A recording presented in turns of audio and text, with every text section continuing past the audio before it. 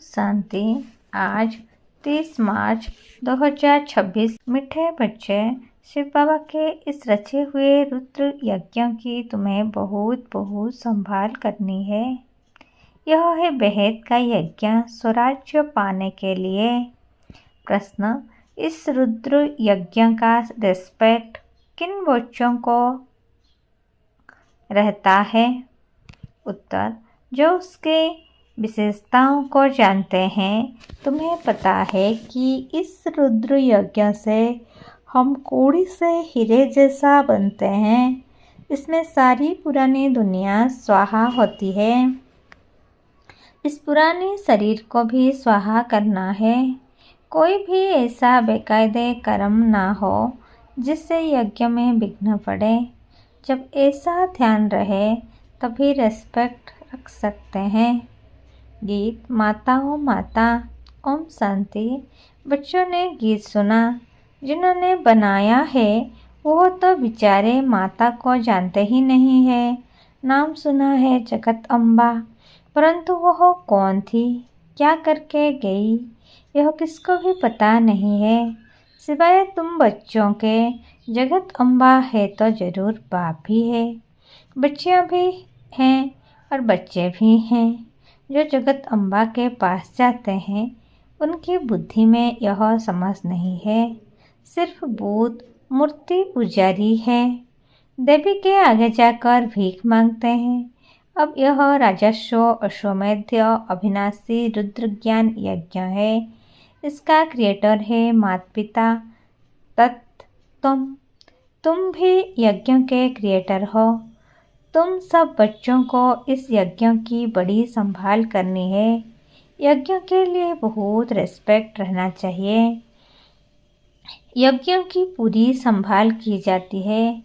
यह है head office, और भी ब्रांचेस हैं। मम्मा बाबा और तुम बच्चे अपना भविष्य हीरे जैसे बना रहे हो इस यज्ञों के द्वारा। तुम ऐसे यज्ञों की कितनी संभाल और इज्जत रखनी चाहिए, कितना लाभ होना चाहिए। यह हमारी मम्मा जगत अम्बा का यज्ञ है। मम्मा बाबा का यज्ञ सो हमारा यज्ञ। यज्ञों की वृद्धि करनी होती है कि यज्ञ में आकर बहुत बच्चे अपने बाप से वर्षा लेवें। भल खुद नहीं ले सकते, खुद को फुर्सत नहीं है तो अच्छा औरों को निमंत्रण देना चाहिए। इसका नाम ही है राजस्व अश्वमेध ज्ञान यज्ञ, जिससे स्वराज्य मिलता है। इस यज्ञ में पुराने शरीर को भी स्वाहा करना होता है, बाप का बन जाना है। यज्ञ कोई मकान नहीं है, यह है बेहद की बात। जिस यज्ञ में सारी विश्व स्वाहा होनी है, आगे चल हम तुम देखना इस यज्ञ का कितना रिगार्ड रखते हैं। यहाँ बहुतों को रिगार्ड नहीं है। इतने सब यज्ञों के बच्चे हैं, बच्चे पैदा होते रहते हैं, तो इस यज्ञ की कितनी इज्जत रखनी चाहिए। परंतु बहुत हैं जिनका कदर ही नहीं है। यह इतना बड़ा यज्ञ है जिससे मनुष्य कौड़ी से हीरा जैसा, भ्रष्टाचारी से श्रेष्ठाचारी बनते हैं। इसलिए बाबा कहते हैं भले यज्ञ रचते रहो, एक भी श्रेष्ठाचारी बना तो ओहो सौभाग्य। इतने लाखों मंदिर आदि हैं, वहाँ कोई श्रेष्ठाचारी नहीं बनते। यहाँ तो सिर्फ 3 पैर पृथ्वी की चाहिए, कोई आए तो एकदम जीवन सुधर जाए। कितनी इज्जत होनी चाहिए यज्ञ की। बाबा को बहुत लिखते हैं, बाबा हम अपने घर में खोलें। अच्छा बच्चे, भले यज्ञ भूमि बनाओ, कोई ना कोई का कल्याण होगा। इस यज्ञ की बहुत भारी महिमा है। यज्ञ की भूमि है जहाँ बच्चियाँ औरों का कल्याण करती रहती है। ऐसे यज्ञ का बहुत मान चाहिए, परंतु ज्ञान पूरा न होने के कारण इतना रिगार्ड नहीं है। यज्ञ में विघ्न डालने वाले बहुत हैं। यह शिव बाबा का यज्ञ है तो माता पिता इकट्ठे हैं। इन मम्मा पापा से तो कुछ भी नहीं मिलता, बेहद के बाप से ही सब कुछ मिलता है। वो एक है। मम्मा पापा कहा जाता है शरीरधारी को, निराकार को तो शरीर है नहीं। तो बाप कहते हैं कि साकार का भी मुरीद मत बनो, मम्मी को याद करो। यह बाबा भी मुझे याद करते हैं, चित्र में दिखाते हैं। राम कृष्ण ब्रह्मा आदि सब उनको याद करते हैं। जैसे है नहीं ऐसे है नहीं, वहाँ तो कोई याद करते नहीं है। उनको प्रारब्ध मिल गई, उनको याद करने की क्या दरकार है। हम पतित बने हैं, हमको ही पावन बनने के लिए याद करना है। महिमा एक की ही है, उनके सदके इनका मान है। तुमको कोई भी देहधारी को याद नहीं करना है। देहधारी से उनका परिचय मिलता है, लेकिन याद उनको करना है। बाबा भी देहधारी है, सब परिचय देते हैं, परंतु बहुत ऐसे भी बेसमझ बच्चे हैं जो कहते हैं हम तो डायरेक्ट से बाबा की प्रेरणा से ज्ञान ले सकते हैं। अगर ऐसा होता तो फिर इस रथ में उनको आने की क्या दरकार पड़ी है। ऐसे भी हैं जो समझते हैं इस साकार से हमारा क्या काम। बाप कहते हैं मन मनाभव, उनको याद करो, परंतु थ्रू तो इनके कहते हैं ना। फिर नंबरवार रिगार्ड रखना होता है। रिगार्ड वही रखेंगे जो नंबरवार गद्दी पर बैठने वाले होंगे। मामा बाबा पहले बैठेंगे राजगद्दी पर, फिर उनको फॉलो करना है। बहुत प्रजा बनानी पड़े, पद भी बहुत ऊंच है। डरने की कोई बात नहीं है। एरोप्लेन में कोई नए चढ़ते हैं तो जैसे कि डरते हैं, कोई तो देखो चंद्रमा के ऊपर जाते रहते हैं। प्रैक्टिस की बात है ना, परंतु उनसे फ़ायदा कुछ भी नहीं होना है। यह तुम जानते हो। वह समझते हैं कि मून के ऊपर भी राजधानी बनाएंगे, परंतु यह कुछ भी होना नहीं है। डाउनफॉल है ना, डाउनफॉल और राइज को भी बच्चे समझते हैं। चित्र भी है, यह लक्ष्मी नारायण राज्य करते थे। आज तो देखो भारत कितना गरीब है। यह तो रियल बात है, इन्होंने तो खुद ही लिखा है। तो यहाँ सीढ़ी में दिखाना चाहिए। वहाँ हीरों के महल चमकते हैं, यहाँ फिर कौड़ियाँ दिखानी चाहिए। आगे कौड़ियाँ चलती थी, गुरुद्वारों में कौड़ियाँ रखते थे। अब तो कोई पैसा भी नहीं रखते होंगे। सीढ़ी तो बहुत अच्छी है, इसमें बहुत कुछ लिख सकते हो। मम्मा बाबा के साथ बच्चों का भी चित्र हो और ऊपर में आत्माओं का झाड़ भी। नए नए चित्र रेडी होते जाएंगे। समझाने में भी सहज होगा। डाउनफॉल कैसे होता है फिर राइज कैसे होता है। हम निराकारी दुनिया में जाकर फिर साकारी दुनिया में आते हैं। समझाने में बड़ा सहज है। समझते नहीं है तो समझा जाता है, तकदीर में नहीं है। ड्रामा को साखी हो देखा जाता है। बच्चों को यज्ञों की बहुत रिस्पेक्ट होनी चाहिए। यज्ञों का एक पैसा भी बगैर पूछे उठाना व माता पिता की छुट्टी बगैर किसको देना, यह महान पाप है। तुम तो बच्चे हो, कोई समय भी कोई भी चीज़ मिल सकती है, जास्ती लेकर क्यों रखना चाहिए। सोचते हैं पता नहीं ना मिले तो अंदर रखने से वह फिर दिल खाती है, क्योंकि बेकायदे काम है ना। चीज़ तो तुम्हें कभी भी मिल सकती है। बाप ने कहा है अंतकाल अचानक कोई भी मर तो सकते हैं। तो अंत समय जब पाप किए होंगे वो कीचड़ पट्टी सब सामने आएगी। इसलिए बाबा हमेशा समझाते हैं अंदर में कोई दुविधा नहीं रहनी चाहिए। दिल साफ होगी तो अंत घड़ी कुछ भी सामने नहीं आएगा। यज्ञ से तो सब कुछ मिलता रहता है। ढेर बच्चे हैं जिनके पास पैसे ढेर हैं, उनको कहते हैं जब दरकार होगी तब मंगा लेंगे। कहते हैं बाबा कभी भी ज़रूरत हो तो हम बैठे हैं। भल पवित्र नहीं रहते, खान पान के भी परहेज नहीं रखते, परंतु यह प्रण करते हैं बाबा हमारे पास बहुत पैसे पड़े हैं, ऐसे ही गुम हो जाएंगे, बीच में कोई खा जाएगा, इसलिए जब चाहिए मंगा लेना। बाबा कहते हैं हम भी क्या करेंगे, मकान बनाना होता है तो आपे ही आ जाता है। तो ढेर बच्चे बैठे हैं अपने घर में, तो ऐसे बच्चे भी ऊंच पद पा लेते हैं। प्रजा में भी कोई कम पद नहीं है।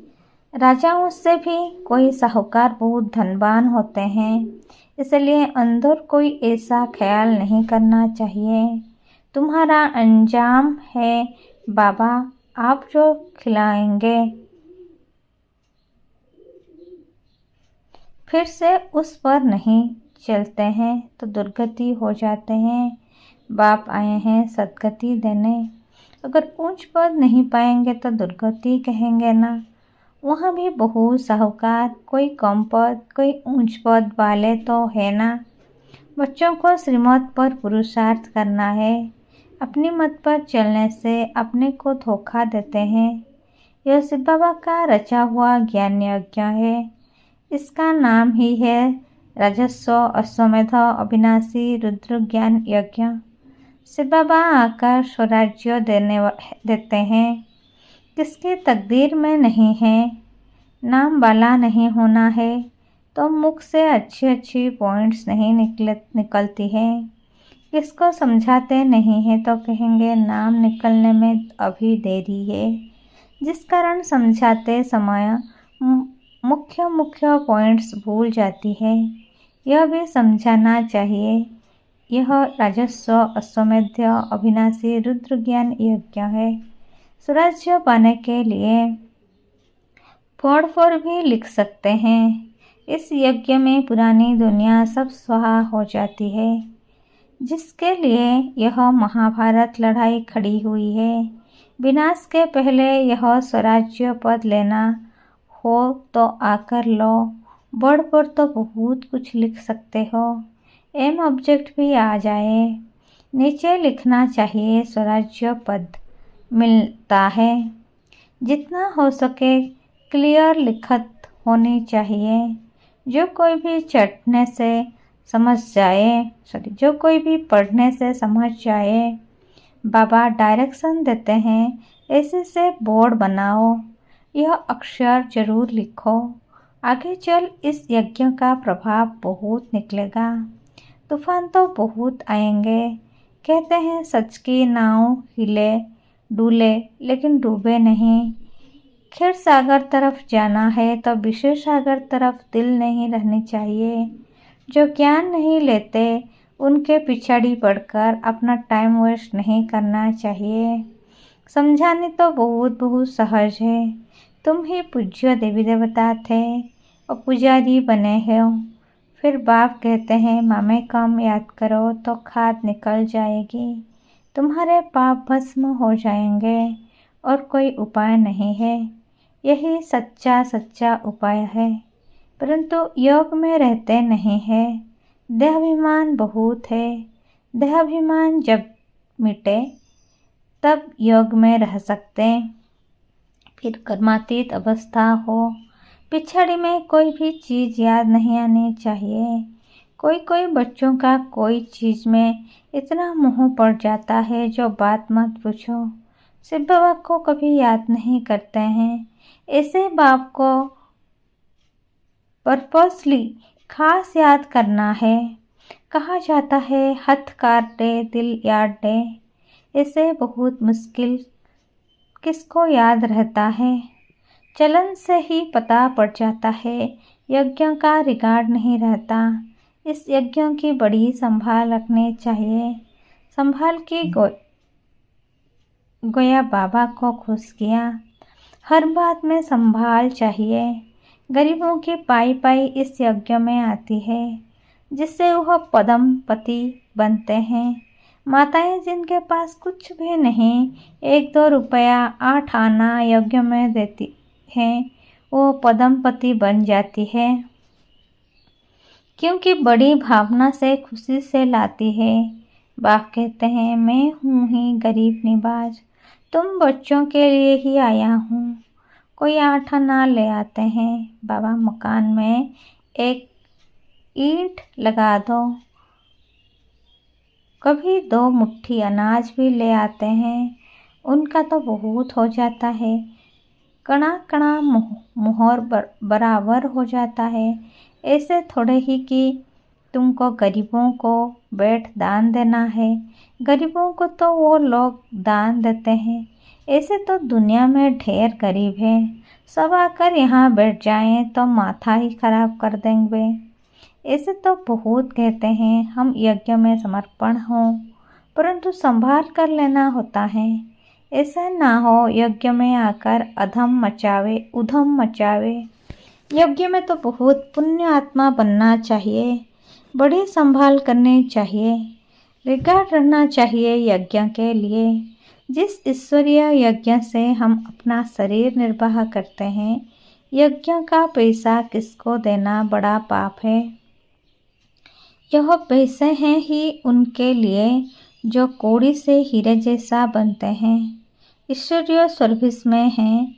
बाकी गरीबों आदि को देना, यह दान पुण्य तो जन्म जन्मांतर करते आए हैं। उतरते उतरते पाप आत्मा ही बनते गए। तुम बच्चे सबको बाप का परिचय देने के लिए छोटे छोटे गांव में भी प्रदर्शनी करते रहो। एक गरीब भी निकल आए तो वह भी अच्छा है, इसमें कोई खर्चा तो है नहीं। लक्ष्मी नारायण ने यह राजाई पाई, क्या खर्चा किया? कुछ भी नहीं। विश्व की बादशाही पाने के लिए खर्चा तो कुछ भी नहीं किया। वह लोग आपस में कितना लड़ते हैं, बारूद आदि पर कितना खर्च करते हैं।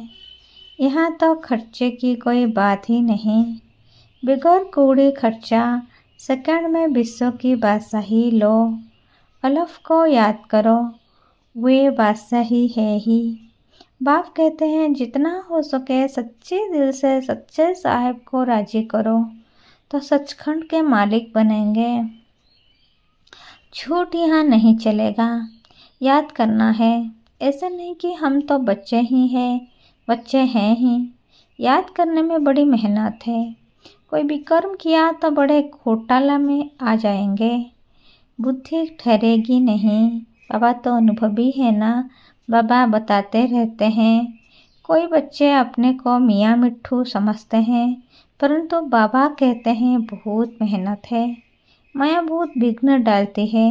अच्छा, मीठे मीठे सिखलते बच्चों प्रति माता पिता बाप दादा का याद प्यार और गुड मॉर्निंग। रूहानी बाप की रूहानी बच्चों को नमस्ते। हम रूहानी बच्चों की रूहानी माता पिता बाप दादा को याद प्यार गुड मॉर्निंग, नमस्ते नमस्ते नमस्ते। शुक्रिया बाप दादा, शुक्रिया। धारणा के लिए मुख्य सार।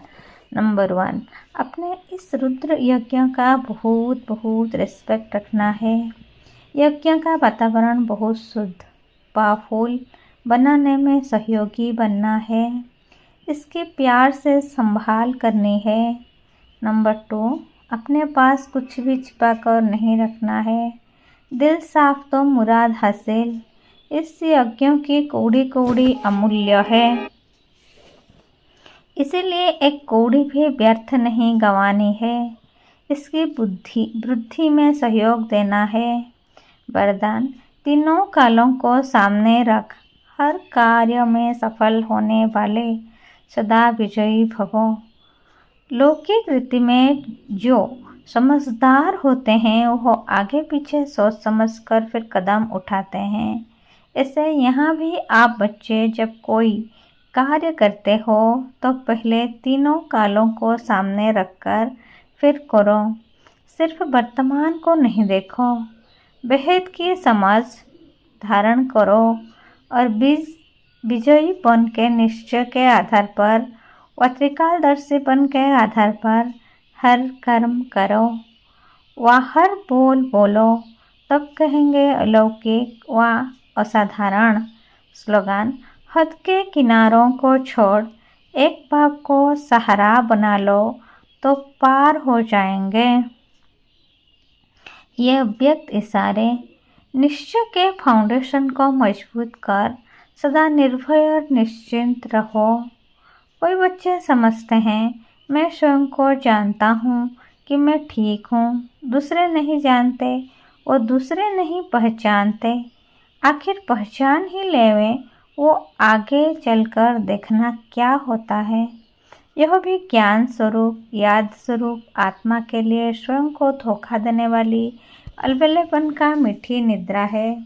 जिन बच्चों के निश्चय का फाउंडेशन मजबूत है, वो कभी छिप नहीं सकते, वे सदा निर्भय और निश्चिंत रहते हैं।